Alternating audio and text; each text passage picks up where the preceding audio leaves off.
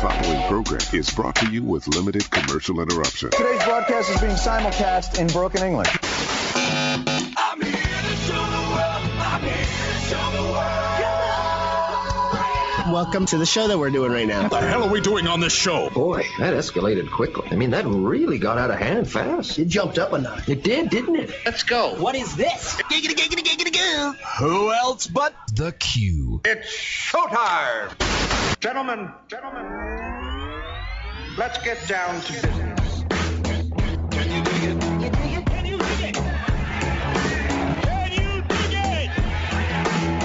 Yeah, I can dig it, yeah.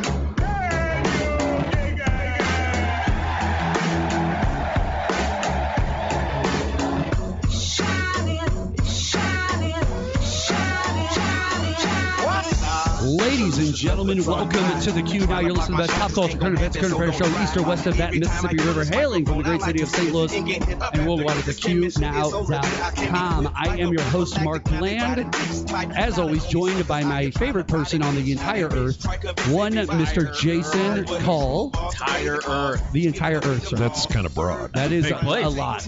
That other voice you're hearing, ladies and gentlemen, is the voice of one Mr. John Scheper, who has decided to join us today on the show. John, this is an exciting day. This is like outnumbered, isn't it? John,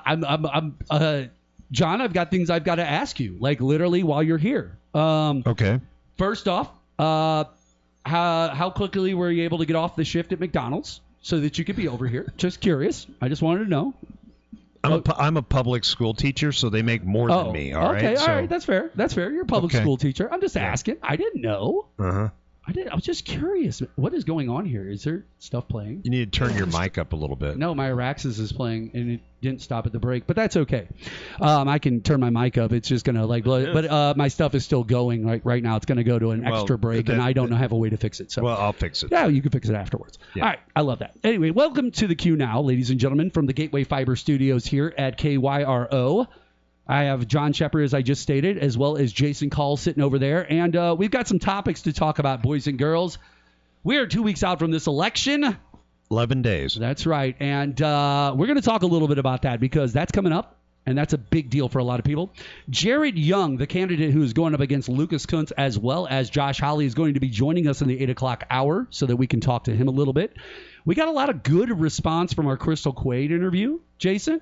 A lot of people really enjoyed that. The John Danforth one was nice, too. So yeah, things are going well in that regard. But we wanted to make sure that we got some players out there that you guys can talk to, that you guys can hear about, that you can find out what's going on in this world. And, John, you host a couple of shows here at the station. I do. You have daily, actually. Yeah, you have the news brief that comes on at 5 o'clock. Newswatch at 5 o'clock. Late edition. The late edition. I'm sorry, with you and Sarge, right? Yeah. You and Sarge.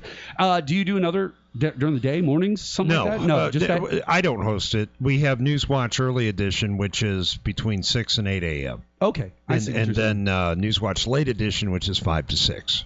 Okay. All right. Fair enough. Well, Jason, let's just get into our first topic. Okay. Let's just rock this out. With just days until the 2024 election, Vice President Kamala Harris sharply contrasted herself and Donald Trump, framing the election as a choice between someone who respects democracy and someone who allegedly admires dictators. Speaking outside the Naval Observatory, Harris referenced a recent report from The Atlantic and remarks that Trump's former chief of staff, John Kelly, a retired four-star general. John, you were in the military, correct, sir? Yeah, I was actually served under John Kelly. You served under John Kelly. And let me ask you, as a Republican yourself and a man who works in public service just like he did, okay, what is your opinion of John Kelly, the four-star general that you served under? He's a narcissistic egomaniac, and he has been for a long time. And I had that opinion of him 25 years ago. That is fair. And first of all, the Atlantic article is completely baseless and has been debunked by multiple sources. Okay. But at the end of Trump's term, they parted friends. And John Kelly shook his hand in front of everybody and said, "I'll speak well of you after the election." Except for that hasn't happened. He said that out loud? He did, and it's documented. People talk like that? Yeah. I will speak well. That sounds like something from Star Wars. I will speak well of you. Kelly, in the article, confirmed that Trump, while president, expressed a desire for military generals similar to Adolf Hitler's and suggested that Trump seeks loyalty to himself rather than the U.S. Constitution. Now, This comment about the Hitler and the generals, although that was made by Kelly in his book, we have the interview from just this past week before the interview went live on the air with the one guy from. He had two different interviews. Yeah, two different interviews. But he's talking to the guy honestly behind the scenes, like standing there. Trump is talking to him off the air, and they have cameras rolling, audio's live because they've had the lapel mics on, and he basically says the exact same thing. I'm not saying he didn't say it. I'm just saying. No, I'm not saying he didn't say it, but there's no basis for what he said. Okay, so here's the thing. Basically, what Harris is saying in all of this is that the rhetoric is kind of like playing itself out naturally in front of everybody in the world, live on stage, without the media's help, without the media saying anything. Oh, the media's not helping? Whether the man is standing on stage in front of a live microphone with a camera rolling and he just talks out of his own mouth with a remote control or by himself, he says a lot of these things that these people report. And then we all have to turn around and go, oh, well, he didn't mean it this way, or he didn't mean it. I get it. I understand what Trump supporters are saying in most cases about Trump. He's like us. Remember the locker room? It's the locker room here. Like, it's constantly, he's just trying to joke. Except for he's not, because he doesn't have that type of a personality. Like John. How do you know? Are you John inside has his head? Much better personality. No, hold on, Mark. That you can see from the way he handles himself. Mark, hold on a minute. How do you know when he's joking? Does. Like, there's a lot of people that have better personalities that lend more to the type of things that everybody wants him to be, but he's not. Okay, so first of all, let's talk about the dictatorship. Sure. That actually happened on this radio station. Okay. It was on the Sean Hannity show. Okay. And it's been totally taken out of context. What he said is Hannity asked him the question, are you going to be a dictator? And he jokingly said, I'm going to be dictator on day one. Yep, because we're going to open up drilling. We're going to open up the economy. Okay. We drill more oil out of the ground now than when he was president. What do you mean we're going to open up drilling? Look it up. We drill more oil out of the ground now, barrel-wise. Jason, I'm going to help you out here. Do you know why you pay so much for gasoline? Do you have any idea? Because the deal Trump made when he left office to shut down oil from the Saudis and Russia? Yeah, which was one of the smartest things he ever did. To make gas more expensive? No. You're basically. Wait, no. Did Jason just say something that was true? Yes or no? No, he shut it down. I don't disagree. Okay. So would that make prices go up potentially? Do you know? Just asking. Okay, out of $1 that you put into gasoline, into big oil, do you know about 70% of that goes into research and development? Do you know how hard it is to find oil? I don't know. I don't drill for oil. Okay, it's very hard. And yes, we're pulling more oil out, and those are from existing wells because they're not what you have. Are you talking about drilling more to find it, or are you talking about drilling more to pour more out? They have shut down permits. They have literally shut down permits. But see, when people say drill, baby, drill, they're not meaning go get a permit. That's exactly what it's all about. So that's what they're saying when they're going drill, baby, drill. Yes. They're meaning get some permits to find places for oil. They're not. No, they're not. Yeah, they are. You have to continually be finding new places to drill for oil. They think we're not pulling oil out. That's what those people. Wait, before we go any further, gentlemen. Drill, baby, I love you. No, I love you both. They think we're not pouring oil. For the sake of this conversation, let me mediate for 1 second. I just wanted to. Who is they? When you both say they, Trump, are you talking about Sarah supporters? Palin, are you talking about physically the individual like Trump or somebody in power? People write it on Twitter. Drill, baby, drill. Actually, it is done. It's administrative law. It's done through the Environmental Protection Agency, which is under the control of the federal government of Congress. Yeah. Okay. So they issue to Bureau of Land Management. Sure. From all these different agencies that have to give the permits. Correct. They are not giving new permits. That is the problem. And that is why big oil is so nervous right now. And honestly, if Trump wins and they do that drill, baby, drill thing, the oil companies are going to be so nervous about opening new permits and new research and development up because they're afraid 4 years from now, they're just going to get shut right back down again. I have a feeling if Trump wins, John's just going to walk in here on a Thursday night at 7 p.m., look you and me in the eye, and just go, well, guess what? You're fired. No. Neither one of you knew what the hell you were talking about, so guess what? You're out of here. But he kept me around because of 2020. He kept us around because of 2020. We were right. You know what? We were right. You joke I've had you guys on the air for over a decade. That's true. Well, sort of. Well, almost a decade. Yeah. But fair you enough. joke about but that's that. Fair. But he's posted on his True Social, and he said, taking licenses away from CBS and ABC and NBC because they say things he doesn't like. Why say those things out loud? Those aren't jokes. Why did Bill Maher say what he said? Because he's a comedian. That's his job. He's not the president of the United States. He was being dead serious. He's like, you know what happens on November 6th if Trump wins? What? Yeah. I'm going to get on the radio and I'm going to get on TV and I'm going to tell jokes about Trump. Yeah, I mean, Because that's of pretty what much Trump being said. realistic. Well, that is realistic. Nothing. You guys think the media is going to get shut down over the presidential election? I'll tell you what I do think is Did really you know that interesting. George Soros just bought 270 radio stations nationwide? Jason said off Now the he air. owns Hold almost on. as many as Sinclair. John, He I owns want to ask. KMOX. John, who does? Soros. Why is everyone so good. scared He of bought- George he- Soros? Good. Yeah, a 95-year-old I'm more guy afraid who's of like Elon literally Musk. in his bed all day long. I don't know why they're so worried about that guy. Listen, Jason, you said off the air Yes. that you thought that if Donald Trump lost the election, that you feel the first thing he would try to do because of the won't be the convictions and first the thing. felonies, he will try to run. He's Like gonna he will leave. try to leave and go live somewhere else, another country. gonna leave. Laugh and at then me now I if you even want. said, well, he's really good friends with Viktor Orban for a reason, And I that's bet. the weird thing. Those are the only people If he's friends with. Donald Trump left the United States, excommunicated himself, and moved to Russia, legitimately to a mansion in Russia that Viktor Orban or somebody like that just happened to have there. That he was able to wanted get. a Trump Tower in Moscow. I have a question. Would Trump supporters, and this is just a general question, I'm not saying John's a Trump, I know he's a Republican, I'm just saying, would Trump supporters still not understand the Russia side of the argument, or would they now finally figure it out and go, oh, now we get it? Like, that's what you guys have been saying for 15 solid years about this dude. Like, this is nuts. One day they'll figure it out. One day they'll realize this Or 10 years. This is a bad dude. This is a bad guy who doesn't deserve to be president again. He doesn't deserve to be president again He said because the Medal of Honor is worthless. It's not as He didn't good. say it's not that. It's not as good That has as the been Presidential Medal of Freedom. That has been debunked, including by the daughter of Let's the person bring he it was up. talking about. On the break, we'll bring up what he said about All right, it. during the he break. said it's not as prestigious. That's fine. exactly what he he said. did say it was not as prestigious. And it That was is. great. That was live on stage, And he too. said because you get shot up and you're dead. Okay, now, Who in the military would vote for that guy? I will... Great. About all of them. See, and that's And he the just funny crapped thing. on the like, highest here's medal the you thing. can achieve. Are they voting because of him? Are they voting because of this conservative ideal from the 1990s that they still think exists? Can I help you out? Sure. Okay.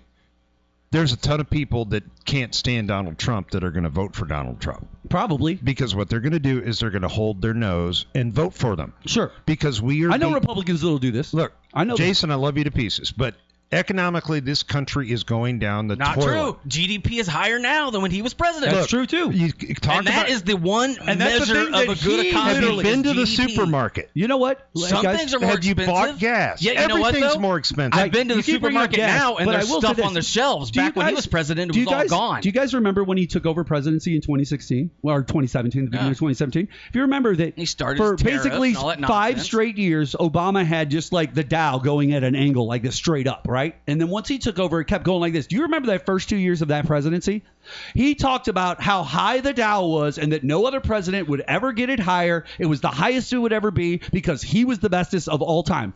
Right now, today, regardless of natural inflation or not, or where we're at with the inflation of our current economy, our literal Dow is higher today than the day he left office or any day that when he was in presidency of the office. Now, Yeah, the Dow that's index, fine. The Dow's been going up for decades. Correct. That'll be- correct. that'll That's why I be the said I highest don't for the knock next him for person, that. too. I mean, I don't that's knock him for that. But I find that odd that that was his claim that was coming out really heavily in that first 2 years of his first presidency. Here we are many years later after another complete presidency has gone by after him, and we still have a higher Dow and everything than that. And it was like at the time we got on the radio on this station, and we said to everybody, this dude is just saying this, and it's just Obama's numbers, and he just keeps on going with it, and we don't know why because it makes no sense. Regardless of that, ladies and gentlemen, I have to take a quick break here on the Q. When we come back, more with myself as well as John Scheper and Jason Kull. We'll be back right after this.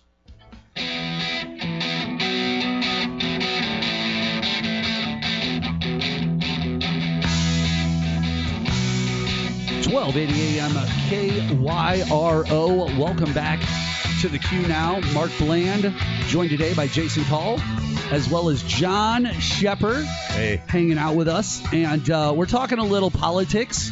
We're talking some campaigns that are going on right now that you guys know very well. The Kamala Harris campaign, the Donald Trump campaign, and have you heard of them? How that's all working out there. Now, off the air, John had come to me and he goes, "Hey, Mark, listen, I really want to discuss some of these campaign talking points and some of the equality between the different campaign talking points." And I said, "You know what? Hey, John, let's talk about some of that." So, John, take it away. Yeah, so actually it was campaign platform commonalities. Okay, commonalities, got it. So there's several things, irregardless of party, because the thing I want to emphasize is how not different the Republicans and Democrats really are. Okay. So the common campaign talking points over just about every presidential election going back for the last 30, 40 years, probably further. Okay. Social Security. Yep. Okay. Ties to foreign countries. Of course. And the big one that you mentioned in the last segment is the stock market.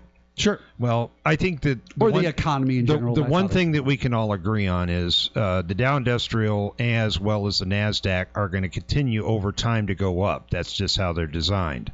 As the GDP of the country goes up, so will that. It has very little to do with who the president is.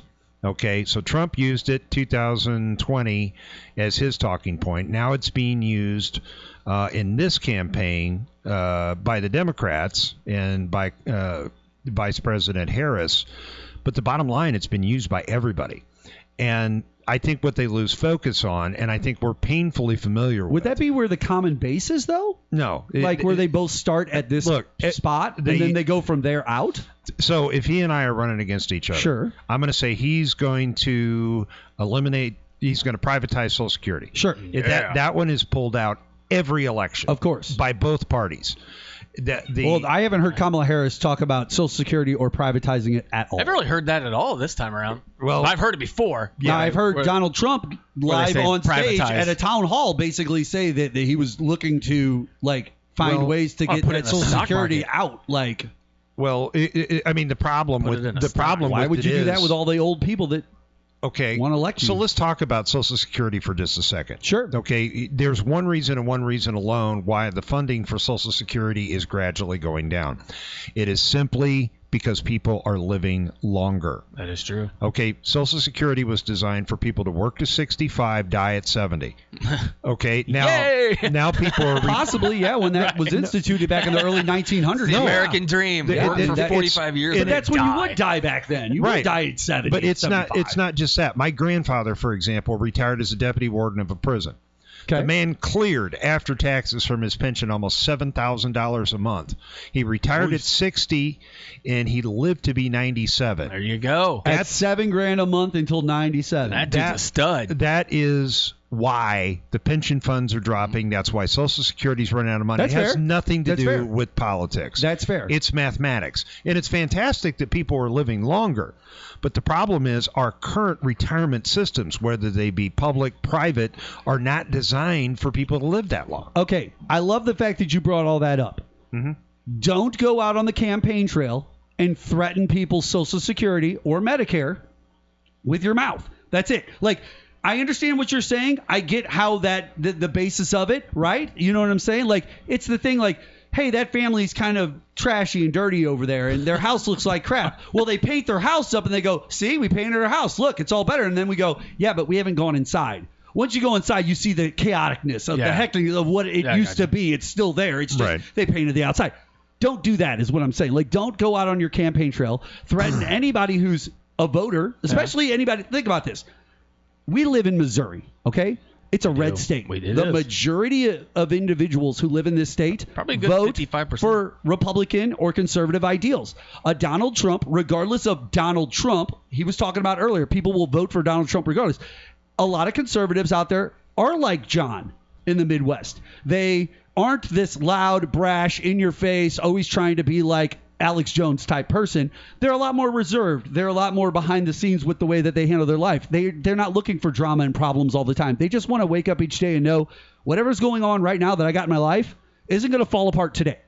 That's it. And I don't care who's in Washington, D.C. running anything. I don't care if it's Kamala Harris. I don't care if it's Donald Trump. I don't care who's running stuff thousands of miles away in a city I'm not even in.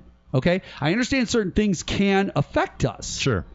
But at the end of the day, if you are going out on the campaign trail, and she's saying these things over here, and The Rock disagrees, and he just feels that, or Kid Rock, you could use Kid Rock, either one, The Rock or Kid Rock, they just disagree. Any of the Rocks, any of the Rocks, all the Rocks that are famous, any of the Rocks that are famous, rock stars, rock people, it doesn't matter. Rocks in their heads, rocks in their heads, it doesn't matter. All the Rocks are being taken care of, and they might just turn around like John and go, hey, listen, I'm not going to put my name out there and influence as The Rock, right? The Brahma Bull, the badass from the WWE. I'm not going to put it out there to tell anyone that I'm for Harris or for Trump. I'm not going to do that. I'm just not going to do it. I'm just going to go vote for Donald Trump behind the scenes. That's who I'm going to vote for because the people I rock with the majority of the time, this is the person they rock with the majority of the time. I understand that. Where my problem is, ladies and gentlemen, and I will quiet it down right now, John, so everybody can talk. No, I will. I'll quiet down so everybody can talk. My problem is I don't have a problem with understanding that they're wanting to do this. I have a problem with their reasoning and how they're getting to it. That's the issue. How they're getting to the decision that they want to vote for a Donald Trump is where the issue is. Because on the outside, this man says a lot of things. Sure. And he believes the things that he says. And he is willing to do the things that he says, just like the Moab. Remember, I wanted to drop the Moab on Syria. I didn't care. I wasn't going to talk to John Kelly or any of the military. Which, by the way, you brought up John Kelly earlier. We brought up that story about him talking about Donald Trump. Now, he's a respected 4-star general. You worked under him yourself, but you said he's a narcissist. You feel that he's a narcissist as a person. I served under him when I was in the 2nd Infantry Division in Korea. He was a 2-star at the time, and he was a brigade commander, and nobody from his S2 or S3 could stand the guy. Now, he drove around in a Cadillac. Now, if you're a John Kelly, let's just throw this out there, Jay. I want to hear both of your opinions on this, okay? You're a John Kelly. You're a 4-star general. Your whole life was the military at the highest levels possible, okay? You've worked with many presidents and many different players around the world over 30 years as a general, okay? With that being said, a Donald Trump stands up on a stage and he accepts a Purple Heart from this other guy a month ago. Then just a couple of days ago, he stands behind stage, which is their choice. Listen, by the way, these men, they earned their Purple Hearts themselves, right? They got shot. They're the ones who dealt with it. They walk up. They hand this to Donald Trump. Now, that is not Donald Trump's fault that people are offering up their Purple Hearts to him. I'm not going to blame him for that. Where I have a problem, and I blame it, and this is where the John Kelly comes in. If you're John Kelly and a 4-star general, and you see him accept that Purple Heart, a Purple Heart that you know you have friends, specifically yourself from Vietnam, that never got to see their family, their kids, their wives, their husbands, whoever. Well, John Kelly's a Gold Star father. They never got to see him again. When you see that guy who had to stage a McDonald's work situation because she said she worked at McDonald's for a photo op because he's mad some 40 years ago she was 17 and worked at a McDonald's in California at some point. No one can find any info on He's mad about it, so he's like, McDonald's no. in 82 I love eating McDonald's. Go shut this up. But I'm just saying, when you see that, I'm just using that example, but when you see that as John Kelly, what do you think John Kelly thinks when he sees him accept things like that Purple Heart? Well, just let me say this. The grand continuum of things, Kamala, and I want to sympathize with Kamala here in just a minute. And I know that's going to blow your mind. It won't. But what I'm saying is this. Her lying about working at McDonald's, who knows if she did or she didn't. I worked at Kentucky Fried Chicken for 3 hours. Who lies about working why would she lie about it? I worked at Jack in a Box when they started their tacos. I know that, but the thing of it is, if they're going to take each other to task, which they do, you know they're going to fact check that stuff.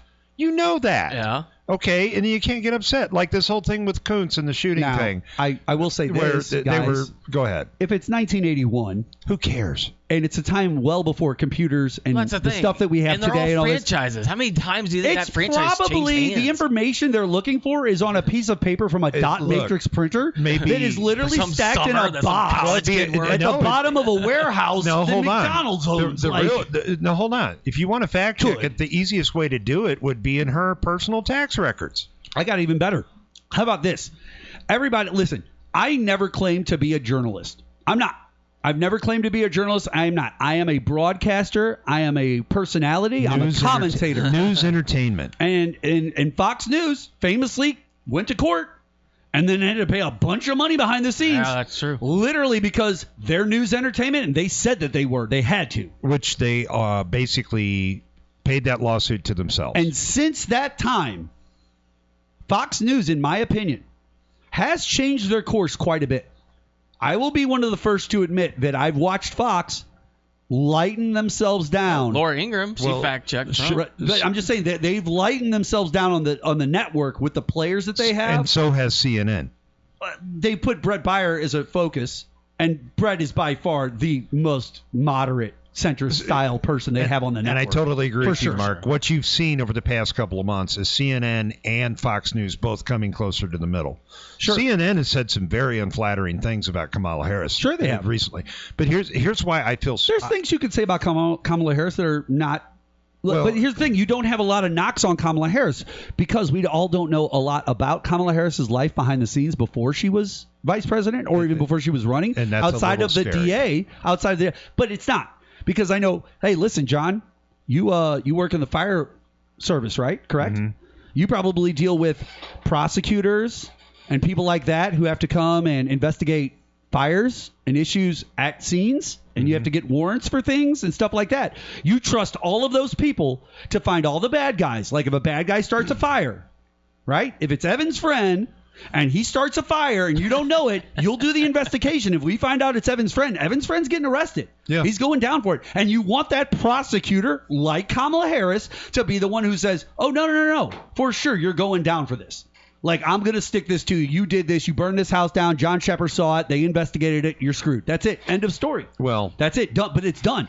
And you believe her, and you believe the prosecutors. Why would I believe that a prosecutor who has reached the position she has, regardless of if you like or don't like her, feel that she would not do the job properly of maintaining law and order within our country, whether it's in regards to a foreign war or a war that the United States is in, or domestically? Okay, so what does the Bible say? Do unto others. No. The Bible says, judge a man not by his words, judge a man by his fruits. Okay. So I don't think by the way, you're talking to John Mark over here. My brother Luke Matthew, he's just on the other side of St. Louis here right now. Just to give you a heads up on who you're talking to. You guys have got the New Testament covered. I know that. A little bit. So but here's what I'm saying. But if you got two names like that, trust me, the house you grew up in, oh yeah, we went to church, crucifixes. Bro. We went to church, bro. Go ahead. You're speaking to God himself. Go ahead, talk to me. Okay, I'm right here. Thank you, Jesus. Named after him. So his favorite books too. Yeah. Well, let me just say this. Their campaign is in an incredibly difficult situation. Okay. Because the mantra that she's wanting to give to the public is it's time for change. Sure.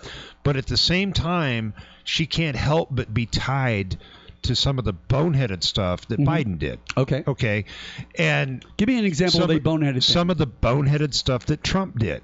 Sure. So she's in a very difficult situation. Now, what's boneheaded from Trump? What's boneheaded from Biden? Just a couple examples the pullout from Afghanistan. That was one of the biggest blunders in military history. Correct. We had Donald Trump, who literally could have done it for 4 years, never did, talked about it a bunch. Then when the guy did it after him, he got mad about it. It's like, yeah, dude, you didn't do it. You had 4 years. You talked about it a bunch of times. It was their plan. We talked about it on this show a bunch of times. Can I say this? Yes, sir. We should still be in Afghanistan. Of course we should. We should be everywhere that we have bases and we have all this stuff. The reason we've built all this up to the level that we have over the many decades that have existed, John, is because we are the biggest dog on the block. And we have a terrible reputation. Why? Look what we did in Vietnam. We left them high and dry. Look what we did in Bay of Pigs. We left them high and dry. Wait, left who high and dry? Cuban exiles. The Cuban exiles. The exiles, okay. It was a massacre there because of what we did. Sure. We got them out. So what you're saying is Americans can be a-holes. The Saigon airlift. Americans are a-holes. Well, I mean, we can't sit here and pretend we're the big dog on the block if we don't act like we're the big dog on the block. That's the big argument over history, right? Half of the world goes, well, you're the police of the world. Police the world. The other half of the world, the rest of us here in the United States go, we're not trying to be the police of the world. We don't want to be policing the whole world. We don't have time for all of that. But do you see the argument? Like the whole world looks at it this way. We all look at it this way. And the problem is our one country is bigger than all of Europe and Russia and all of that combined put together. Well, maybe not Russia and all of it put together. But I'm just saying, like, we're massive over here. And they're like, oh, the ocean separates us. We can't get to them. So they're in charge, I guess. And then we go, yeah, we got all the money. That's why Viktor Orban wants to talk to you. That's why this guy wants to talk to you. Like, yeah. Here's the problem. The United States, as far as foreign policy over the last 50 years, has been extremely fickle. Okay, you've got imperialism here. You've got isolationism here. Where do you like it? I'm in the middle. You like right in the middle. You don't want to isolate, but you don't want to go imperialistic. The United States has to. And when you say imperialistic, yeah, what do you mean? Control. Give me an example of a country that's imperialistic. That was imperialistic. Is or was Japan. Japan at one time. Okay, got it. Okay, all right. Okay, so we change our approach to foreign policy. As much as some people change their underwear, and it's just a bad idea. Is it person? Is it because of the person? Look what we did, and I'm going to get. No, I'm asking. Is it because of the person? Is that why we change the policy so often? Because different people get into a position, they have different thoughts. But you're under the impression that elected people actually developed a policy. Well, of course, not everybody is nefarious and trying to sit there Mark, Marjorie Taylor Greene and just be an idiot. That's Mark. Not everybody. Mark, there's the wars you know about and the wars you don't know. Of course, there's lots of wars that I don't know. In fact, my favorite quote from George Bush literally was to a press person at a press conference where he looked her in the face because she asked exactly what you just asked. Mm-hmm. And he looked her right in the face, and my favorite thing he ever said. Any president's ever said. He looked her right in the face and he goes, "There are things we do to protect this country that you have absolutely no idea about. And you shouldn't. And because of that, it's why we have the things we have." That's literally all he said to this journalist that was sitting front row. And he did it off mic, but he just happened to have his lapel on enough. I love that moment because he wasn't trying to impress anyone. He literally pulls off to the side and looks at her and then just has this conversation one-on-one and basically puts her in place and says, "Hey, we do bad things. Sometimes we got to do bad things, and that's just part of the game." Yeah, I bet if there's video of some of those black ops sites after 9/11, oh, for sure. I bet that's brutal stuff going down. Well, it's like Abu Ghraib. Yeah. Come on. That's been going on forever. That was almost comical, though. They were acting stupid. So, have you guys ever seen the movie Charlie Wilson's War? Yes. Okay. I can't say I have. It's when real people. Tom Hanks did that stuff. Okay, it's a true story. I'll go check it out. And so one of the most damning things about us is, we're trying to help the Afghans defend against the Russians, right? Okay, so we do this, and we help them win the war.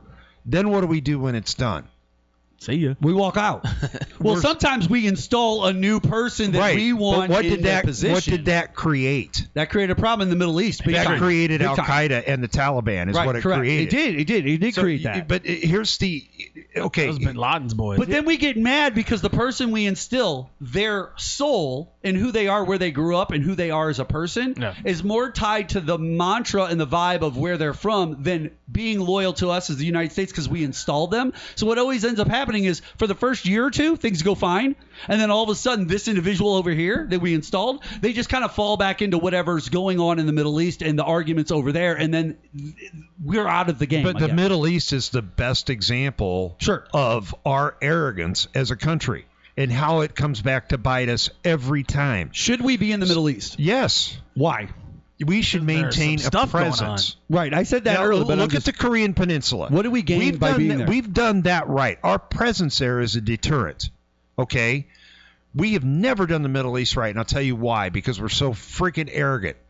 And to think this conflict has been going on for 7,000 years, and we think the high and mighty United States is going to go in and fix those problems? You're out of your mind. We've got a problem. What? Guys, we've got a problem now. What? Let John Mark speak for a second. Okay? The Bible says it's only 4,000 years old. Hold on. The Bible says... Jason, you better get right with the Lord. Sorry. I'm just going to let you guys... It's God is speaking. Just hold on a second, okay? The Bible says, if you had Howard Stern on this station, bro, let me tell you. The Bible says 4,000 years old. That's what it claims. You just said, and I'm not knocking you for it. It's just words, and we're discussing things. So it's just, syntax. I get it. 7,000-year-old issue. Now, I understand they don't believe in Jesus as a prophet and all this. I get all that. I understand. But they say that the Bible itself, the thing that a lot of people who are evangelical Christians who will vote for Donald Trump and individuals who are like that will believe the Bible is only 4,000 years old. The earth is only 4,000 years old, according to them. So, now... I wouldn't agree with that. I don't agree with it either, and I'm named after... No, I don't think all evangelicals think that either. I just truly don't believe I think it. there's a few of You know them, but what? I think most people John, agree I've with never science. thought about that. That's a great point. I agree with you in that. I don't think every evangelical, like the majority, I don't think like out of the 100% of evangelicals, even 50% feel that way. Okay, I don't want to go down a rabbit hole on this, Sure, but go ahead. I'll just we love say rabbit holes. Those are great for radio. So the whole conflict between Can I go fight a fire with you one time? Absolutely. Like, can I like hold the hose and like shoot you it? can join the department, Mark. I'll put you on the department. I don't want to join the department. Okay. I am a Today liability was the with day it. I No, realized I'm Mark's just going to die. I may regret I'm a that liability. decision. Stop this. I'm a liability with the neuropathy, guys. I'm Okay. like standing on the ladder is going to be a problem. Like this is already a problem at my house. So hey, So let me just say all I'm this, Mark. saying. Yes, Give me 10 seconds here, you got okay? it. You can have 2 minutes. So, like I said, I don't want to go down a Rabbit hole. but Do it. what Darwin did with the whole theory of evolution, which evolution exists, It's and called I an believe observation. okay, was never intended by him to be a replacement for Christianity. Of course it wasn't. It was just a guy who had an observation one day about life. That's Right. it. And That's all it was. all it is. It has been turned into this battleground of Well, no. People use, deities, and it's not. It's except for that's not where Those fish Darwinism people. comes in politics quite often. It often comes in the idea of, well, just let that fly and it'll fix itself. Like that's where Darwin, like when people talk about Darwinism or bring it in, Natural selection. it's usually natural selection they're talking about. So they see something dumb online or something dumb somebody says and goes, oh, well, karma will get Look, that I person. worked in emergency services at the Lake of the Ozarks. I saw natural wow. selection occur Oh, I on a bet you daily did. basis. And her name was Brianna. No, it could have been. And it Who had a knows? Lynn in the middle of it, right? was it Tammy Ann, Tammy Lynn, Heather Ann? Nah, Like, hold on, somewhere. you're going through all the stripper Someone's names. dad owns Ted, a boat. yeah, it's the movie Ted, right? Yeah, The bear, yeah. doing all the stripper names. Yeah. But okay, I see what you're saying with the deity aspect of that. All right, John.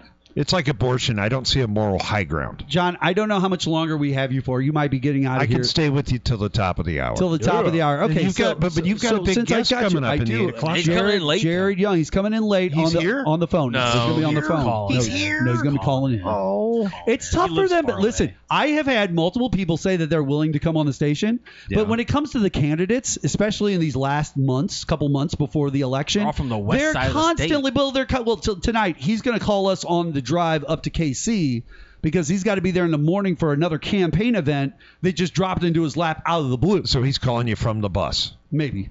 Okay. Or a car. Could be a bus or a Bus. car. I don't know. It'd be John. cooler if it was a bus. John, Black while I Clover got you takes here, the bus. I'm glad that we had you on the show before the election at least one time because, all right, here's your chance to sit here on the radio on a very popular show and tell everybody who you wish for them to vote for or who you feel would be the best person for them to vote. That will go against journalistic integrity. I will not No. do that. I want to know what you think, who you think you would vote for. I think it's already decided. You think so? Yeah. You think the numbers are already locked in place? I think that there We are- say that too, but wait, what do you think? Okay, because do you just think let me- Trump's winning? He's voting for Jimmy Carter. Look, you and I sat in a bar about 12 years ago watching the election results. We did. Okay. So I will say this. What history has told us is Republicans, especially Trump, way overperformed the polls. Okay. Okay. So based on what has happened the last two election cycles, and this is strictly from mathematics and Okay. from a media perspective, Totally listening. I think that Trump is going to win the election. But that being said, I don't think that there is anything that could happen over the next 11 days, no blockbuster October surprises, November surprises, Right. that are really going to change that. Okay. I think there is such a small sliver of undecided that everything we do, everything the television does, whether it's CNN, MSNBC, Fox, it doesn't matter.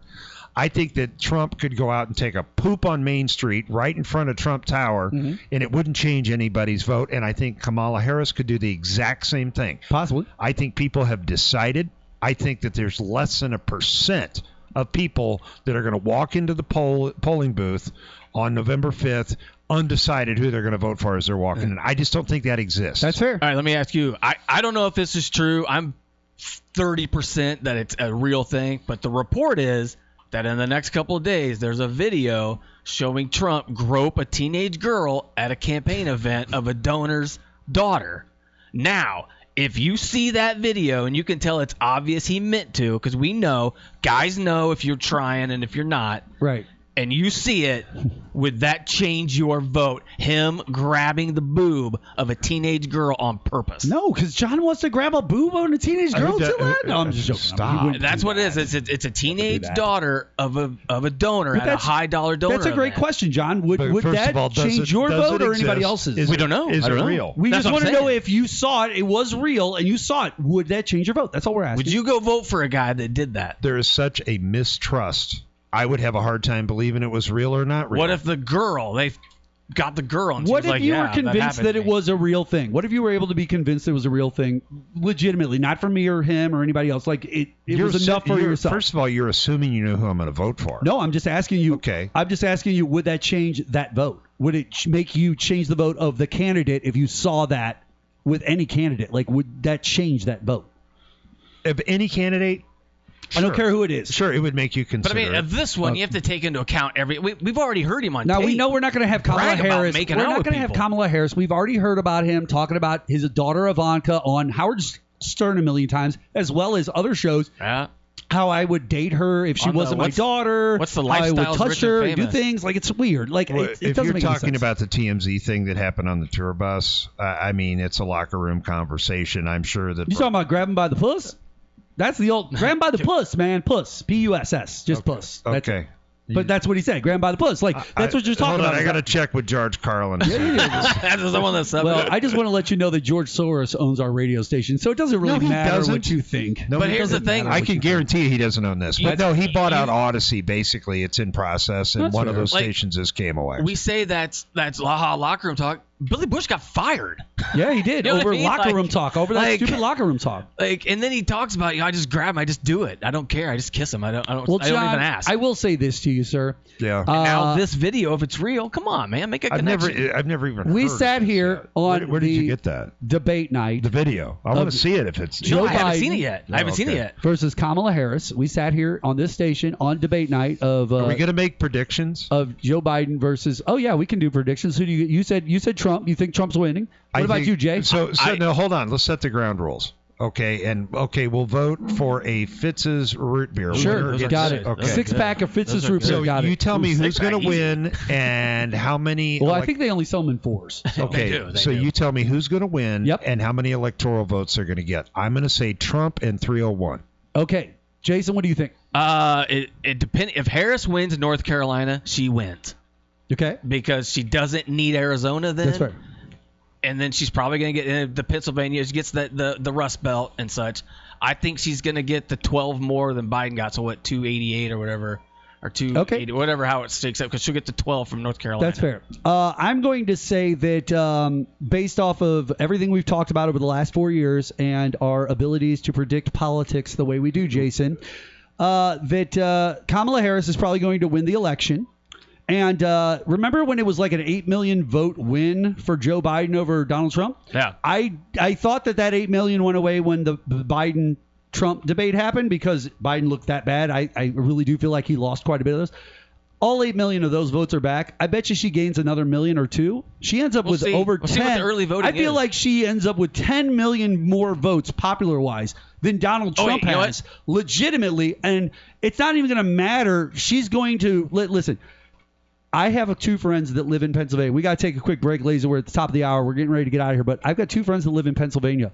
Both of them said the same thing to me on a Zoom call the other day, or FaceTime. Yeah. Or FaceTime. Basically said, we are absolutely sick of seeing J.D. Vance and Donald Trump holding rallies in our state.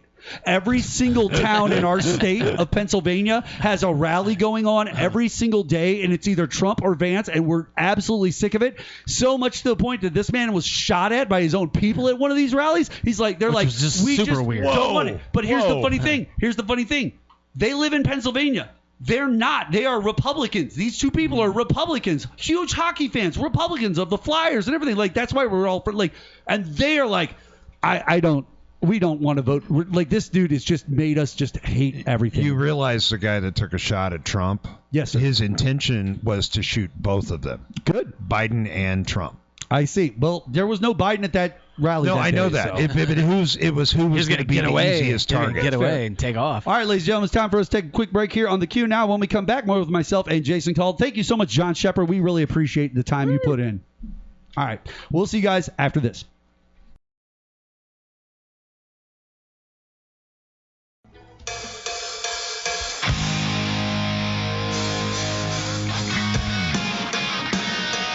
$12:80 a.m.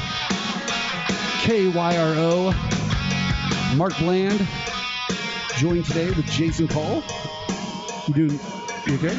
You on? I'm fantastic. You're doing fantastic. Oh, yeah.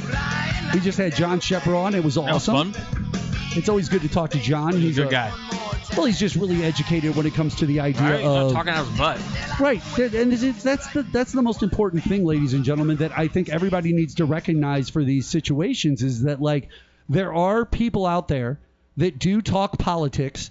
They do understand what they're talking about, yes. and they want to discuss actual aspects like we talk about on this show. Now, I understand that when we come on our show, we have topics like we're getting ready to talk to, and we have things to talk about. Like, let's talk about this one, Jason. You ready? Mm-hmm. We talked a little bit about it, but we're going to really get into it now.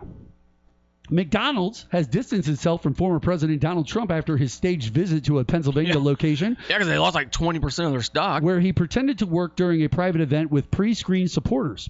The fast food chain emphasizes neutrality, stating it doesn't endorse political candidates, asserting we are not red or blue, we are golden like our arches. Oh, that's a good one. The Feasterville franchise, closed to regular customers for the event, had its drive-thru and attendees pre-selected and screened by Trump campaign and law enforcement. Local franchise owner Derek Giacomatonio. It's a lot of words to say. Who has worked with McDonald's for nearly 30 years, highlighted the importance of welcoming everyone, noting most U.S. locations are independently owned. During the visit, Trump served fries, worked the drive-thru, wished fellow candidate Kamala Harris a happy birthday. Trump had previously questioned Harris's claims of working at McDonald's in the previously questioned it. With Pennsylvania being a key swing state, the visited placed McDonald's in spotlight of the 2024 election discourse. In response, the company invited Harris and her running mate, Minnesota Governor Tim Walz, to visit the McDonald's to showcase how the brand fosters local communities and creates job opportunities. You know what voters love the most? What? When McDonald's is closed for no reason. Yeah, sure. Right? Yeah, they love that in those small towns. Especially when you want like a burger right? at noon. They want to go get a quarter pounder and get equal. By the way, it was on a Saturday too, so like everybody's off work. So that's even when if it's early or we're going to make lunch. money this way, but not for this hour because for this hour he's going to come pretend to play McDonald's employee. And here's the funny thing: he just heard that she worked there when she was 17. Like we're talking like the late 70s, early 80s, so he whatever. Went and did that. And needed to be able to do it too. Like, you see the one guy? It wasn't the same at all though. Like when you're 17 and you work there, you're doing whatever money. You're doing whatever Derek Giacomatonio tells you to do. Like you're not doing like you're not just hanging out and having people pat you on the back and tell you you're awesome. Well, that one guy when he's handing him the fries, they kept going, "Thank you, Mr. Trump. Thank you, President Trump. Thank you, President Trump." Like said it like 50 times in a row. It's like, what are you doing, dude? I do not know why a McDonald's would dive into this at all. Honestly, I probably coerced well, them. Jason, it brought nothing but bad press and negative views to the company nationally. Well, like I don't McDonald's see that. stock tanked. And now, I mean, I'm sure a few Trump supporters bought some extra double cheeseburgers. I'm sure they did because that's what I'm sure it'll go back up. People would buy things, but was it worth it in the end for McDonald's in this case? Like pointless. Jason, if they you got are nothing out of it, if you are the head of McDonald's right now, how do you view this? It was a smack in the like we look dumb. Like they look dumb. Like letting him do that, it looked comical. And even if you're not on his side, now it looks like you are for no reason. Yeah, exactly. Right? For no reason whatsoever. Like this McDonald's is doing wild. just fine. They don't need him. Trump doing election denialism from a McDonald's drive-thru, Jason. Weird. That's a part of McDonald's brand history now. Like forever. Like the rest of your history will always have, hey, you remember when that former president came here and pretended he worked for a couple of hours and then he left and then like he didn't work here at all? Like, do you go around telling people you really won a game that you played in high school? Hey, listen, you didn't lose. You know, that's not true. There's a popular game coming out popular game coming out tonight, Black Ops 6. That's right. My kids and there's are excited. people that love Black Ops 6. I don't get onto Black Ops servers and pretend that I'm the best Black Ops player that's Nobody knows ever more about existed. Black Ops than Nobody I do. knows more than me about Listen, a true Black Ops player, if Donald Trump sat down next to him, he would tell that Black Ops player right to their face, oh, I'm way better at this than you. I'm the best that's ever played this game. That's another thing. And they would look at him like he's nuts, and then they would just smoke him, boom, headshot. If somebody in their private life had a guy like that everything they talked about, he told them he knows more about it than anyone, that would drive them crazy. But yet, for some reason, they love that guy. Yeah, and here's the thing, ladies and gentlemen. Let's break it down for what it's really worth. Okay? Let's break it down, Jason, for what it's really worth. You put up a post on social media the other day. Did I? That I shared. I shared it out to people where you basically said, you choose America. Like you put up the post and said, basically, you've got this guy over here. Yeah. Who does doing this. What's he doing? What was your post? Do you remember? Off the top of my head, I don't, but I bet I could look it up. If you pull it up real quick, it's got to be one of your last 3 or 4 posts. Oh, sure. I don't post a whole lot. Yeah. So it's got to be one of your last 3 or 4 posts, but read it word for word because I think that it's a very important message. I said, well, there were a couple of them. One was, one candidate is selling you nothing. The other is selling Bibles, watches, shoes, trading cards, NFTs, and AI photos of them with huge muscles playing football or going to war. Yeah. Like, there it is. There it is, ladies and gentlemen. This is what your choices are. This is what you got. For president. Right. This dude's selling you shoes that are gold, Bibles. He's selling you guys. Listen, I bet you if you give him enough Purple Hearts, he'll start selling Purple Hearts that are Donald Trump Purple Hearts so that you can have them. Ever in your life, have you ever seen a presidential candidate other than stickers and T-shirts and signs sell anything? No. Anything at all. No, I have never. Constant product. They build a library, and that's it. They just do speeches. They show up at campaign events for other people in their party, and then they just support them. That's all they do. When George Bush lost to Clinton, 6 months later, there weren't George Bush's chicken nuggets or something. Exactly. It was George Bush's Texas honey. What makes them think that this is stupid stuff? But what makes them think it's a good idea? It's because he's grifting. He's grifting. He's trying to make all this money off of them. I don't know. I would buy a Bible that a president sold. Listen, these last 2 weeks, these last 2 shows before we get to the election on November 5th is going to be us explaining to you, ladies and gentlemen, why you should or shouldn't choose individuals. Do you see what I'm saying? I understand to be politically non-biased. I understand that. We do.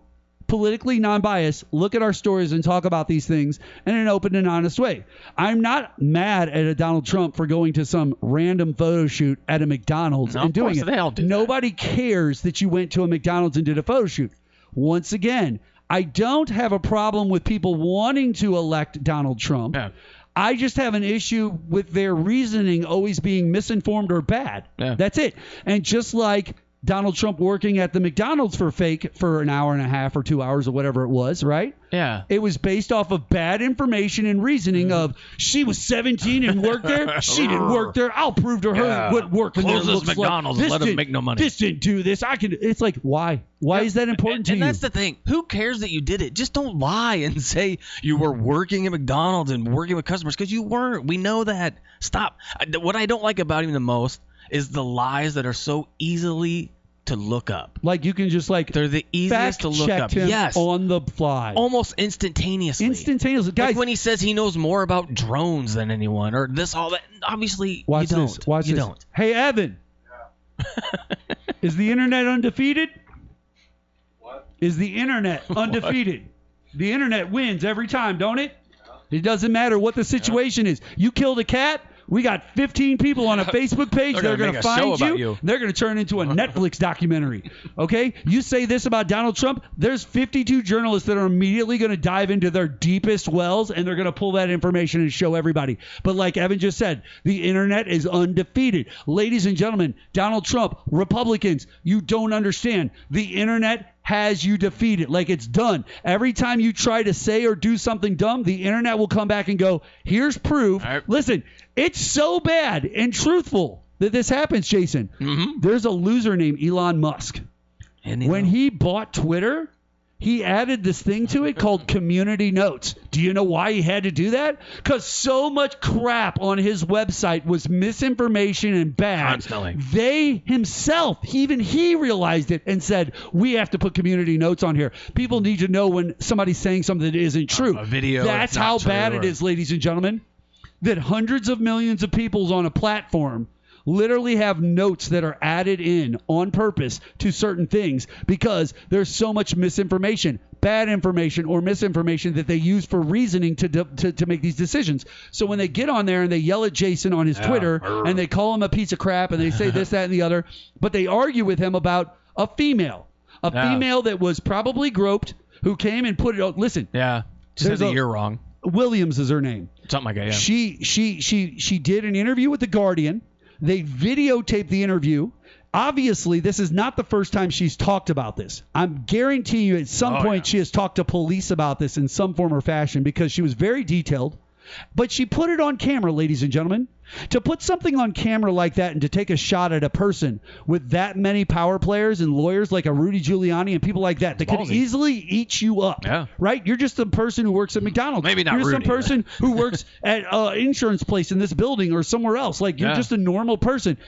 You don't have billions of dollars to fight those lawsuits. A guy like him with 52 different lawyers that are like Alina Habba that are just willing to do anything he says whenever. You might stand a chance. Listen, she's the other he does, but I'm just saying, he doesn't even have to pay some of them. They'll just do the work for free anyway, just because they want to stay next to him and say that they're friends with him. Okay.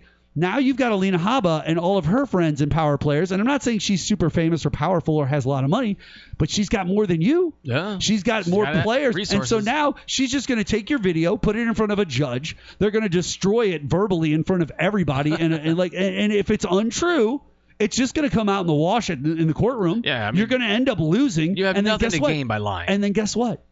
They're going to financially ruin that person's life the entire way. It's going to be like, oh, you owe Donald Trump $4 million, but I don't have $4 million. Sorry, you owe Donald Trump $4 million because you said this on camera. You lied. Defamation. Here's the suit. That's how we know that it's probably true. Because I could come on this radio station and say a bunch of things about the owner of this station or you or anybody else. I could say a bunch of bad things about anybody at any time. But I choose not to. I don't have anything necessarily to say about the owners of this station or that person or even the manager of that McDonald's. We're not into making stuff up. The only time something's going to pop up is if it happens. Yeah. That's it. That's the only time you're going to see anything pop up from us, ladies and gentlemen. Another reason to not vote for him is only one side is making up lies and tales about the hurricane. You have people dying, losing everything. They're running around, spreading misinformation, a bunch of crap. Listen, I will say this. One side's not doing that. I know there were trolls after the hurricane that jumped online, and they made a bunch of claims about machines that control the weather, and they're doing this on purpose. Imagine? Which is great because every single year between the months of September and November is when hurricane season happens down there in the Gulf every year. So they always are getting hit in different spots with different hurricanes. A lot of places and islands down that way. This is nothing new, ladies and gentlemen. A sitting member of Congress said that the government is making hurricanes in red states. Now, could you imagine? Could you imagine if Joe Biden? Could you imagine if he said that? If Joe Biden heard that there was a hurricane like Helene that came through Florida, and the first thing he did is he ran and grabbed his go bag, told his wife, "We're on our way to Cancun. Let's go." Jumped on a plane and just went to Cancun. Ted Cruz style. Then took pictures with his family down there and was waving while everybody's dealing with the hurricane. Like, you guys would be so angry. And Ted Cruz literally did that in the state of Texas. Then came back and blamed it on his kids. Yeah, exactly. By the way, an entire state of Texas. Literally a bunch of red state supporters angry about a bunch of things that literally they do. We've come on the show and explained that their governor down there, who's in the wheelchair, has decided many a time to go to the border, grab people from the border that just crossed illegally, put them on a bus, and just send them to cities. So then you're sitting in your city going, why are Haitians here eating cats and dogs? Or why are this person doing this in this city or this and that? And then the answer is because what's his name down there? Abbott. Greg Abbott. Greg Abbott decided to do that against his. Listen, he goes on stage and tells everybody about border security and how we need it. And he's the person who, after that conversation, walks out of the building, goes down to where the buses are along with other people, tells them to put these illegals on buses and sends them to your states. So now you got all these illegals in your states, and he's like, see, I did exactly what I needed. It's like, no, you just helped illegals get into the country. You're the part of the problem. They always say Kamala Harris let in all these illegals. Technically, only 2 Republican governors have been the only Americans to purposefully let in immigrants. All right, ladies and gentlemen, we're going to take a quick break here on the Q Now. When we come back, more with myself as well as Jason Kull. We'll be back right after this.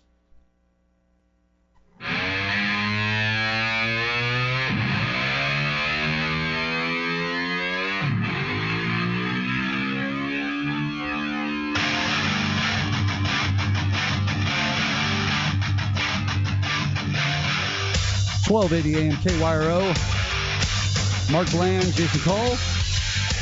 Hanging out with you guys here, a little Motley Crew. Rock with us for a minute. 105.3, 1280 AM KYRO, the Gateway Fiber Studios. We've got Blues hockey, or wait, no, we got the football game coming on after this. Right after us. Right into the football game. We got Jared Young, senatorial candidate, coming on the show here at 8:40, right around 8:40. That's when he's supposed to be here on the show. Bought that album when I was 16 years old. So we are excited that our friend Jared is going to be coming. I was asking him about that album. Well, yeah, that's great. We could ask. Say, do you own Dr. Feelgood? Ladies and gentlemen, welcome back to the Q Now. Yeah, dude. I got other topics here. Yeah, I got things we can talk about. Stuffs. A woman on TikTok, Jason, is going viral. Okay. For claiming that we are all using our trash bags inside out. What? Yes. She says you're supposed to put them on the can like a hat originally, and then push the bag down inside. Okay. Now. That seems weird. I feel like you can do that. But not all the smelly stuff's on the outside. Yeah, but it all goes to the inside the way you cinch it. Yeah. But the truth is, it's just not really true. You can do it like that, but you don't have to. You haven't been using them inside out. She's going viral for this. She's stating that there's inside out aspects to all of this. Or you just put it on that way because you don't know what you're doing. It could be. She just was like, her mom probably told her, or whoever she is, I don't know if she has is she young? I haven't seen the video. Maybe someone told her to, hey, put a trash bag in that, and she's never done it before. And then someone else did it, and she was like, why are you doing it like that? It's not the way it's done. Oh, I see what you're saying. Yeah. She did it once, and this guy comes through, he's going to do it later. Ah. He's like the janitor or something. Right. He's done it 1,000 times. I get what you're saying. No, I get it. You know what I'm saying. What else do I got here? Vapors. Ooh. You know about vaping? Yeah. Have you ever vaped? Are you a vapor? You a vapor? I have. I'm not, but. No, he's not. Literally, as he. Yeah. Vapors just got a huge payday thanks to a $300 million class action suit settled by Juul in 2022. That's right, Darn Jason. It. I don't that kind of vape though. Most people who signed up forgot all about it until their payment came through Venmo this past week. Sweet. It depends on how many pods you bought and whether you still had the receipts for those. But some people are getting Venmo transfers for thousands of dollars. There you go. You got to make fun of the guy. Receipts for make fun of the guy who keeps all his receipts now, people. Yeah, that guy got thousands of dollars. That guy's awesome. His Venmo is just like flush right now. What's that dude doing? You never owned any Juuls? You gonna jump on this mic, or are you gonna sit over there? Don't sit over there if there's a mic right here. You go sit on this mic. There's gonna be none of this talking in the background. If you're gonna be part of the show, you're gonna jump on. You're gonna put those little headphones on. You're gonna be like a real man, Evan. You're gonna jump on here, ladies and gentlemen. Welcome to the Q Now for the first time. Evan Scheper. What's up, buddy? What's up? How are you doing? All right. Thank you for joining us on the show, man. Yep. You heard the vaping thing. You were sitting there. Felt like a targeted audience. I noticed that you're playing a game my daughter loves. She absolutely loves that game, Geometry Dash. Yeah, I have. She's big into it. I just grew up with that game. So. That's what she did too. Like that's her thing. Like she don't play it all the time, but yeah, she used to play the hell out of that game. She got real deep with it. I played a little too much. I got about 5,000 hours on it. So now we were talking a little bit earlier about the fact that Black Ops is coming out. Black Ops, yeah. I never. Are you getting it? Are you a guy? Are you? I know that you're into like that type of stuff. Well, see, I never really played any Black Ops games, but I think I am gonna buy this one because kind of all my friends are buying it. And okay, you didn't get 5? I've only what played. Do you play? The only Black Ops I've played is Black Ops 2 because of zombies. So sure. What do you usually play? What is your go-to game? My go-to game, yeah. Like FPS game, always Rainbow Six Siege. Rainbow Six Siege. Now, Rainbow Six is the Tom Clancy stuff. They've had a few different iterations of that. Is there anyone like Vegas specifically, or any of the other ones? Like anyone that's specific? None of the old ones. Just the Six Siege, the multiplayer 5-person shooter. I am thinking about getting the next one that's coming out though, because usually every year it gets better, but they've kind of ran with this Rainbow Six Siege one for a long time. Now we know that we got Jared Young coming up for Senate at 8:40, but before that we've got Evan here, and while we've got him here, Jason, yes. When you were growing up, favorite video game? Your favorite game you remember playing when you were growing up? I know what mine is. Nintendo-wise, it was Baseball Stars. Baseball Stars. Yeah. You were in on that. I was an RBI guy. RBI baseball was my thing. RBI, we would play that as well. But Baseball Stars had you could save the game. Sure, yeah. Yeah, and that was a big deal back then. Games and that RBI you could came save. out a little later, too. Yeah, everything had codes, remember? Everything was a code you could put in to get to the next level or a level back then. When we got a Sega, the Lakers versus Celtics code was like 20 characters long, and if you messed up on it, done. Oh, yeah, even the Mike Tyson stuff had like multiple characters. Stuff like that. Evan, growing up. My only game that I really played whenever I was a really young kid, sure, on the PlayStation 2, for some reason, I've never even owned anything other than other PlayStation-wise than a PS2. I played NFL 2K5, which I still think is the greatest NFL game of all time. I don't think any Madden beats it in any respect. I loved Blitz. I was a big Blitz guy. Blitz. And by the way, that was by 2K. I'll tell you another thing that's really interesting. I went to a arcade for my son. He went to a friend's birthday party.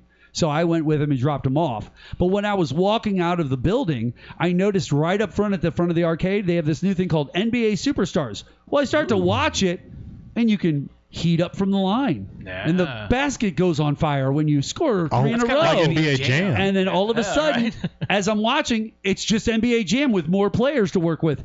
It's NBA Jam. They just call it NBA Superstars now. They're bringing back NBA Jam. I hope they do that with football. Like the Blitz. I loved Blitz. Blitz was my favorite game growing up was Castlevania Symphony of the Night.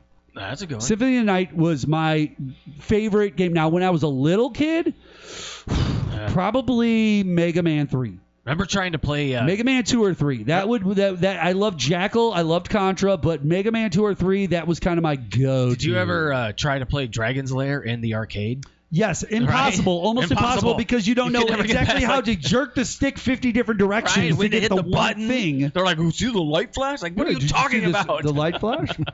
All right, I want to move on here.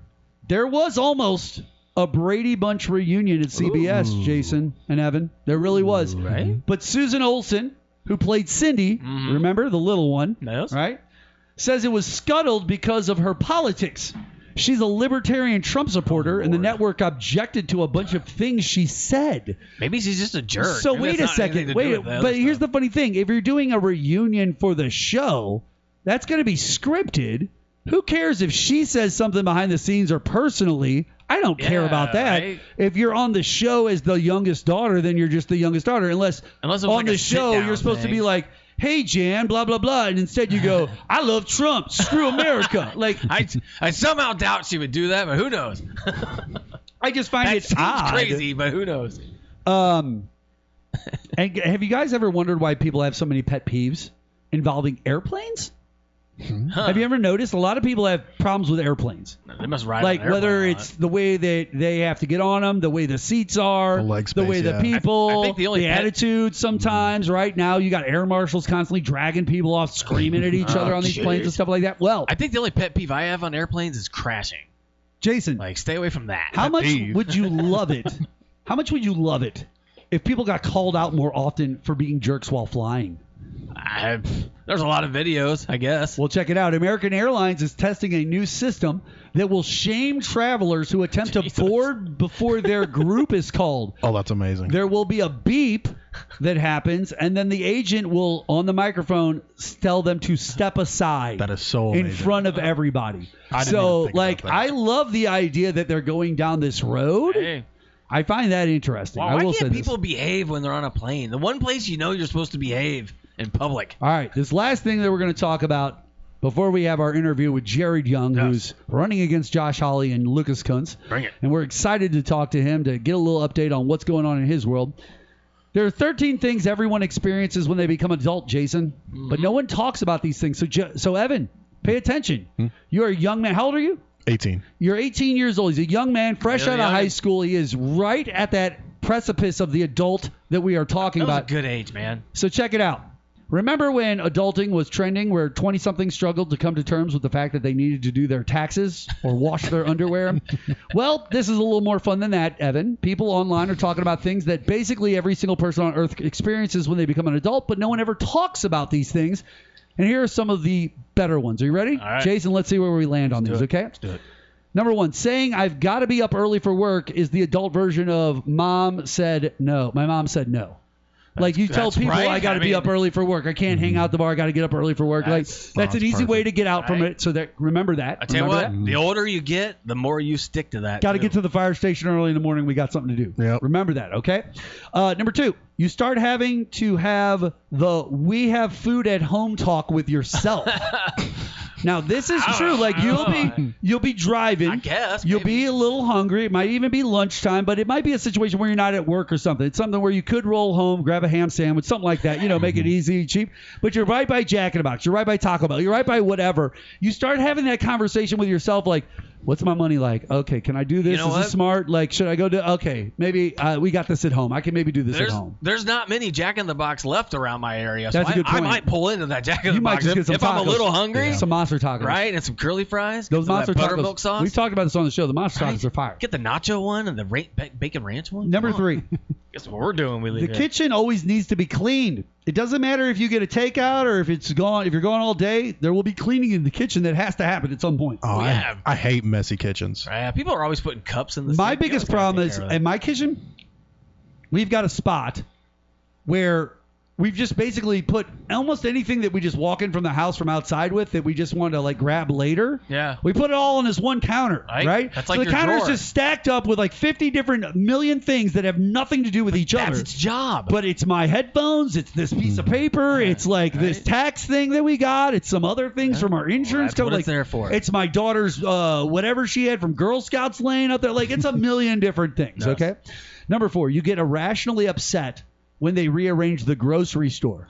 Now that, Evan, that is a real thing. Like you'll get used to your grocery store and they'll change something up and you'll be like, what the hell, man? Remember when they flipped everything at Walmart? Oh, yeah. Right? Yeah, remember when they added all the grocery in and they had to move all the aisles and then they changed them all? In fact, they took the This stuff wasn't shampoos there and put them anymore? into an area where you have to like can only walk in and walk out of the area. When It was an so alarm weird. comes on, boom, it shows you're being recorded. Like, how much shampoo's being stolen? Now, Jason, I know that you've done this one. Probably. I've definitely done this one. Evan, this is going to happen. Probably done it today. You spend too much time debating with yourself on keeping a cardboard box because it's like a good box. Like you could use that. That's true. Like that's a literal thing that I've sat there in Right? my You garage. can put stuff in this. My What wife- about to mail something? 2 months ago, wife walks onto the garage. There's a couple of empty 12-pack soda containers, you know, Yes. the long ones, sitting on the ground. And then there So was good. like a nice box sitting next to it that was like, you know, about this big, about this tall, you know, like a Yes. baker's box type thing. Yes. So it's sitting there. It was something my mom or dad gave us to like carry some stuff home in. It's a nice box though. It's sitting there and she's like, yeah, we got to put that stuff in the trash. Can you do that for me? She goes inside. I'm looking at the boxes and I'm like, oh yeah, I'm going to throw those soda containers away, but Not that box. not that box. That box went up on a shelf with some other stuff in it. And I'm keeping that box. Like, that's just happening. I just raided the garage the other day and burnt a bunch of cardboard boxes. There you go. I finally got rid of them. Number 6, your morning routine now includes 10 minutes of sitting on your bed and just thinking about how tired you are when you get up. 100%. Evan, has that happened yet? Okay, there it is. Just staring ahead, wondering, maybe... Can I get through this day? Can I do this again? Maybe my work will catch fire. Before anyone's in there, of course. All right. Number 7. Wait, that gives more work for me, actually. There you go, see? You have a...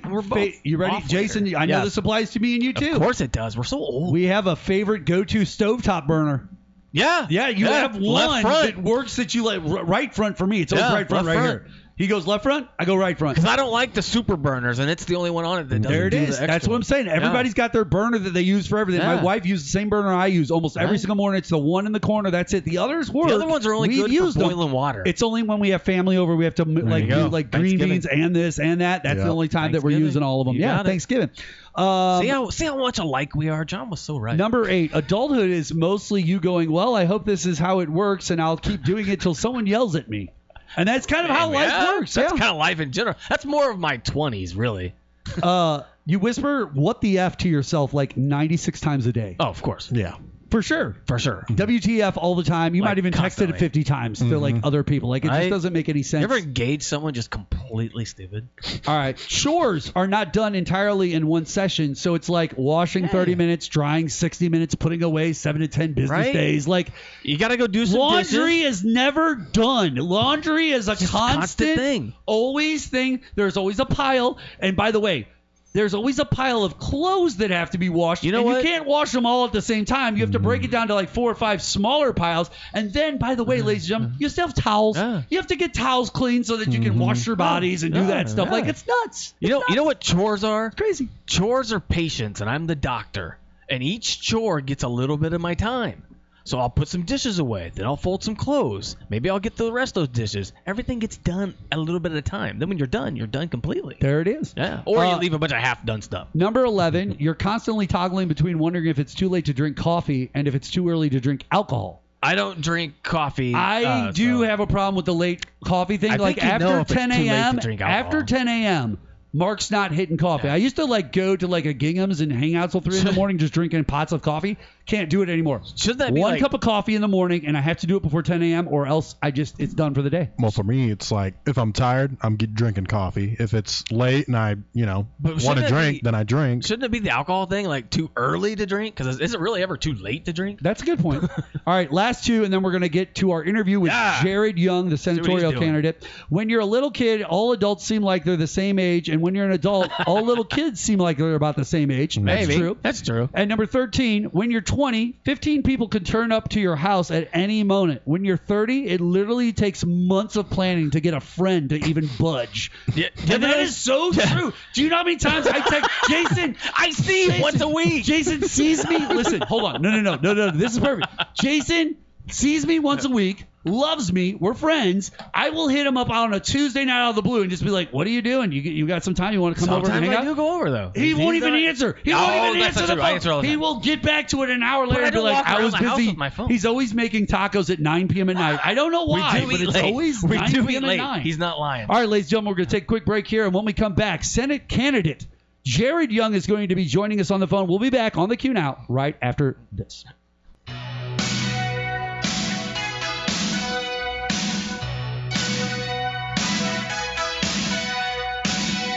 1280 AM, 105.3 FM, KYRO. Mark Bland. Jason Kull. This was one of my Columbia House picks, the first Columbia House cassette thing I ever done. Really? Yeah, this one. Well, ladies and gentlemen, on the phone line right now, joining us here on the QNow, a guest that we've had on once before. He's going to jump on with us and talk a little bit about politics and the state of Missouri. Please welcome to the show one Mr. Jared Young. What's going on, Jared? Hey, guys. Great to be here. Thanks for having me again. Thank you so much for being here, man. We really appreciate you taking the time out of your busy schedule. Now, tell me a little bit, where are you at right now? What's going on? I am just south of Kansas City right now. Spent the day first at UMKC earlier today, did an event there. Was at an interesting event tonight about Amendment 3, and then I'm headed home to Southwest Missouri tonight. Now, you just mentioned Amendment 3, and we are talking about the state of Missouri. We only got a couple of weeks here left before the election, a couple of shows for us, and I'm glad that you're on the phone with us, because where is your stance on Amendment 3? Like, a little background on Jared. He's a part of the Be Better movement. That's a party that he has started, the Be Better Party, correct, sir? Yeah, it's called the Better Party. The Better Party, I'm sorry. And in this, they're looking to be a little bit more mindful. Like, they're conservatives, and they have a more mindful set. They don't want to be extreme like a Josh Hawley or a Donald Trump. And I'm curious. You said you were at an event for Amendment 3. I want to know, where does the Better movement stand on this? Yeah, so I guess the first thing to clarify is that the Better Party is more about an approach to policy making and an approach to government as opposed to a specific set of policy views. So we believe that the biggest threat to our country right now is the fact that our national leaders can't actually disagree productively with each other. They can't sit down and actually talk to each other like human beings about issues and work together to solve complex problems. And so really we're focused on an approach, that approach being, hey, no matter what your policy views are, you need to be able to engage productively with people who disagree with you and listen to them and understand them and work with them towards solutions. And so when it comes to Amendment 3, I think this is a great example. I'm a moderate conservative, I'd say, and I'm a pro-lifer, but I also believe that the pro-life cause does itself a disservice by being totally all or nothing, uncompromising on the issue. And I think that's what we're seeing play out with Amendment 3 is when Roe versus Wade went down. Missouri went as far right as it could on abortion, and didn't listen to some of the concerns that I think are pretty legitimate concerns of some women and some healthcare providers. And as a result, there's been this backlash, and we have Amendment 3. But I think Amendment 3 is also way too extreme. I think most Missourians, if they truly understood what's in Amendment 3, they would not vote for it. And so, again, we're going to end up, right now we're on the extreme right. I think Amendment 3 is set to give us an extreme left position, and we're just going to keep fighting over it. Where we should end up is something that's a reasonable compromise that can satisfy at least most people's needs, that most people can be comfortable with, so that we can end up with durable policy that we don't just keep fighting over every election cycle. Where do you think the holdup on Amendment 3 is? Where do you think is it on the abortion term limit, like where that starts or ends? The idea of abortion in general being good or bad, and it just needs to go away. Like where is the issue, you think? I can tell you, for me personally, sure. The challenge that I have is with the definition of viability in Amendment 3. So normally when we talk about viability, historically, for the last several decades under Roe versus Wade, when we say viability, we're thinking 22 to 24 weeks, and that's kind of what the medical community feels like. This amendment changes the definition of viability in Missouri, and it says viability means the baby can survive out of the womb without extraordinary medical care. Well, babies at 29, 30, 31, 32, 33 weeks need extraordinary medical care to survive out of the womb. And so that's the big fear of people like me who feel like their current law is too strict, but feel like this one goes way too far because it creates a new definition of viability that would enshrine a right to abortion much later in pregnancies than I'm comfortable with, and I think that most Missourians are comfortable with. And that's fair. I feel like a majority of voters, like you're talking about your day-to-day voters, the people that get up at work, go to work 9 to 5 every day, that's kind of their life. That's kind of what their focus is. They're not doing the kind of things that you and me are doing in the world of politics. They look at these things in a much larger, broader sense, right? The idea of I can either do this or I can't. And I feel like that's where Amendment 3 is kind of like riding for a lot of people. Like the women are like, well, if it doesn't pass, I can't have an abortion at all. Like there's no option for me. If it does pass, at least I might be able to have an abortion. It's my choice. I don't have to tell everybody about it, but at least the option is there. I know what you're saying. There's other things within the bill, right? There's always the pork fat, the pork belly side of these bills where there's extra things thrown in, and it kind of changes the dichotomy of what we're talking about. Yeah, the reason abortion is such a challenging issue is because you have the one side that I think very convincingly says, look, women should have the choice. They should be able to do what they want to with their bodies. And then you have the other side that also, in my mind, very convincingly says, okay, But when a baby is in your body, it's no longer just your body we're talking about. At some point, that fetus becomes a human being, and it's, you know, there are opinions all over the place about what that point is, and I don't have a clear answer in my mind necessarily, but I certainly think when I have 6 kids. When I went to see that ultrasound where we determine the gender, that's, you know, at 18, 19 weeks, to me that looks like a human being, and so that's why I have a boundary there for me. Once we get past 18, 19 weeks, for me, that's clearly a human being and should have some protection from the government. And see, this is where I agree to an extent with you on this in this regard, because to me as a person, and I'm a guy, right? I don't have a womb, I don't have a vagina, so like I understand that I'm speaking from the man side of things, but for me, I feel like if you're going to have an abortion, or it's a situation where this is just not a planned situation, right? You can get that worked out in the first 8 weeks. Like, I feel like in the first 8 weeks, you're going to take the plan B, or you're going to get whatever, like, done. Like, I don't feel like we're going to let this ride out 6 months and make a decision then. Like, I don't feel like anybody does that. That's why I feel like 15 weeks is 15 weeks with exceptions for rape, incest, and the health of the mother. That's I think that's a reasonable compromise. Yeah, that's totally reasonable. You literally just said what I was going to say. Yeah, literally. 15 weeks, exceptions, and that's it. And so you see that? Look at that. We're on the 4 same, months. and we're Kamala Harris supporters. You might not necessarily be a supporter of a Kamala Harris, but you and me just sat here, talked about abortion on a radio station for Fox, and within 5 minutes, we're able to get to a point where we're like, oh yeah, this seems like an agreeable position. That can happen at Jeff City. That can happen in Jeff City. Easiest negotiation that can happen ever. in Washington, D.C. at Congress. By the way, Congress hasn't done anything. I hope that if Jared Young and the Senate hasn't done, if Jared Young gets this position, I hope they do something. It'd be nice to actually see a law get made, Jared. You know what the problem is? On the national stage, it's more lucrative to be against them than to work with them. Sure. Right. Exactly. Yeah. That's what my whole campaign's about. They have one playbook. It's fear and hate and anger. Both sides use it, and it's good for raising money, and it's good for getting social media hits, but it's terrible for governing. It is. Now, a couple things before we get out of here with the show and yourself, Jared. You have the Too Few campaign going on. I looked up into that. You got some fun things with that, right? Correct? We've got the Twoogle, right? A search engine with only 2 results for each query, right? The idea, tell people a little bit about the Too Few campaign. Yeah, so the idea is, look, we're Americans. We demand lots and lots of options in pretty much every aspect of our lives. You go to the cereal aisle at the grocery store, we've got 1,000 options.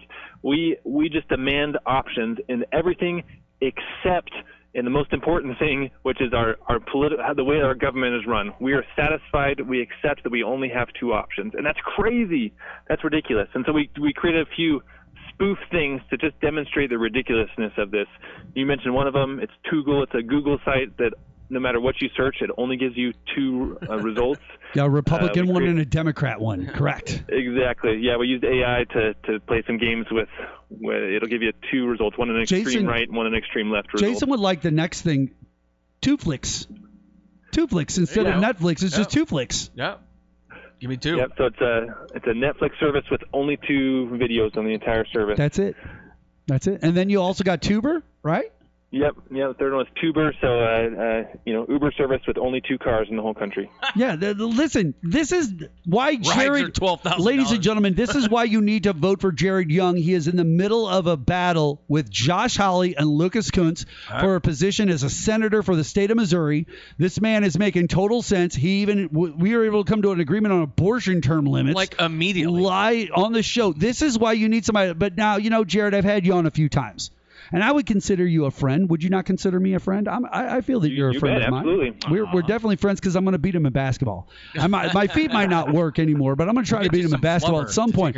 Hey, he's the one who takes people to the baseball games and makes them sit next to each other while they watch the Cardinals play the Cubs of 2 different, like a Republican and a liberal, and he has them sit next to each other and talk about politics. What a genius idea. Literally 12 years ago, we agreed on everything but abortion and where taxes go. Suddenly, now we can't even agree on science and fact. That's crazy. Weird. Now, Jared, like I said, you've been on the show a few times. I want people to get to know you a little bit better beyond that. Now, we only got a few more minutes, like 4 minutes here left on the show, but I've got a couple questions for you, right? We have this thing called the hot seat. Usually I ask some questions. It just gives people a chance to get to know you a little bit better. You mind if I throw a couple of these at you real quick? Yeah, fire away. All right, here we go. Now, you've watched your opponents over the past few months leading into the November 5th election. Is there anything that you have gathered from either one of them that you agree with? And whether it's Hawley or Kunce, is there either one that you would actually like side up with in regards to things that they've said or how they view things or their stance? Yeah, so with Lucas Kunce, he seems to be taking much more of what I would consider a traditional conservative view when it comes to national defense. So I'm in favor of supporting Ukraine. I'm in favor of supporting Israel. I think Iran, China, Russia are a huge threat. There we you need go. to be investing in national security and be prepared for a conflict that I think is inevitable with those three. And Kunce seems to agree with me on that. Why can't I have Jared Young? Why listen to him? Listen to you, Jared. You sound educated and smart and like you understand things. Like, this is crazy. Sorry, I didn't mean to interrupt you there. I apologize. It just gets me angry when I talk politics all the dang time. It's my life. It's my living. I'm on a Fox News station with you right now, and it's like, why isn't more people like Jared and me? Like, why can't they just be like this? And that's what I've aimed to be the whole campaign, is that breath of fresh air that so many of us are just longing for, just a dose of reasonableness in our politics. All right, last question, but I think it's a good one, Jason. Mm-hmm. We've got Halloween right around the corner. Yeah. It's literally our last show. We're going to be live on the air next Thursday night on Halloween night, the last show before the general election. We're going to be talking about all of the things over the last 4 years, and we're going to lay out our case for why you would want a Jared Young or anybody else. Jared, Halloween is when you get to go trick-or-treating. Now, people like to go trick-or-treating together, and if you had to choose between Kamala Harris or Donald Trump as your trick-or-treating partner, who would you choose and why? I know it's tough. I get it. I would choose Kamala Harris simply because Donald Trump's personality to me is so grating. I have so much trouble just even listening to him, even though I agree with a lot of the policies of his administration. I cannot listen to Donald Trump for more than 4 or 5 minutes, and so I would take Kamala Harris. All right. Well, there it is, ladies and gentlemen. And listen, Jared, I want to first off thank you so much for being on our show today. I really do appreciate that. Where can people go to find out more about you specifically and your campaign? Please let everybody know. So votejaredyoung.com is where you can find out about the campaign. All my stances on issues are there. And also on social media, Vote Jared Young is my handle on all social media platforms. Well, so, there it is. Really appreciate you guys having me. Hey, Jared, hold on the phone for a second. It's time for us to get out of here on the QNow. We want to thank Jared so much for being on the show. Just hold on the phone for a second, Jared. I'll be right with you. Just be right there. We're getting out of here on this show. Ladies and gentlemen, I want to thank John Scheper and Evan Scheper for both being on the show today. This was a good show, Jay. It was a good show. It was a lot of fun. This was a really good show. We had a lot of great people on, and I'm glad we had a chance to check out the QNow.com, old episodes, new episodes, and everything in between. And next Thursday, Halloween night, live here, 7 p.m., we're going to be doing it again. Jenna Robertson's going to be here. We're going to be talking about the election that's just coming up in a few days after that. So stay tuned with that, and we'll see you guys next time on The Q. Yeah.